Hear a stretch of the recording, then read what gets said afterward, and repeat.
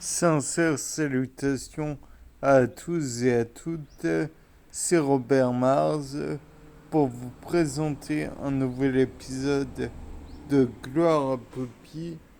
Dans le cas présent, comme vous l'envisagez peut-être en voyant naturellement ma jambe, certes, mais en voyant le noyau dans la serre là, j'ai planté une nouvelle chose. Je veux absolument me prouver que le noyau d'un, d'une nectarine ne peut pas donner un être vivant qui pourra lui aussi être procréé un autre être vivant, etc. C'est un individu croisé. Donc, puisque un péché a été croisé avec un prunier de prunus, certes, mais pas de la même espèce. En conséquence, il me paraît tout à fait impossible que l'individu en question donne un être vivant fertile à son tour. J'imagine que par la suite, on pourra aussi noter que ma jambe a eu un genre de tressautement. C'est un spasme, mais rien à voir avec ma serre.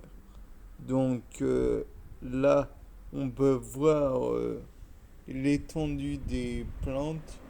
Il y a de ci, de là des plantes qui ont germé, qui poussent toujours un petit peu, toujours des bribes d'êtres vivants et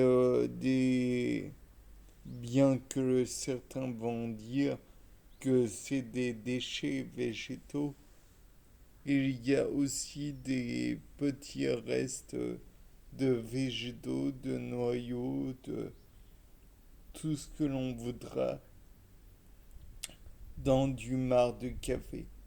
Comme toujours, je vous le rappelle, un noyau est avant tout une coque en matière que l'on pourra apparenter à du bois protégeant une graine, un fœtus, enfin bref.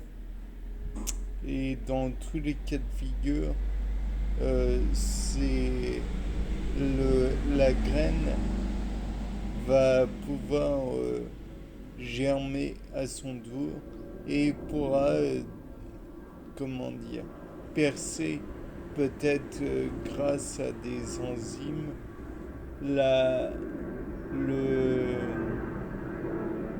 et vivent les avions pourra percer la coquille en bois. J'attends que l'avion passe. C'est génial la technologie. Nous sommes tous d'accord là-dessus.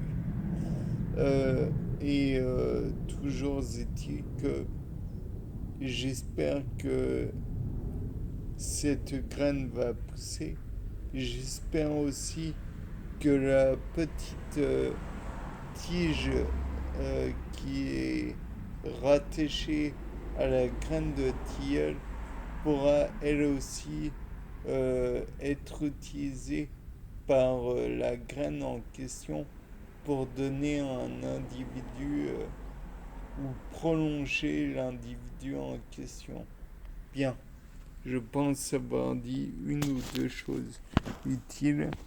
C'était Robert Mars pour un nouveau Gloire à Poppy. Au revoir.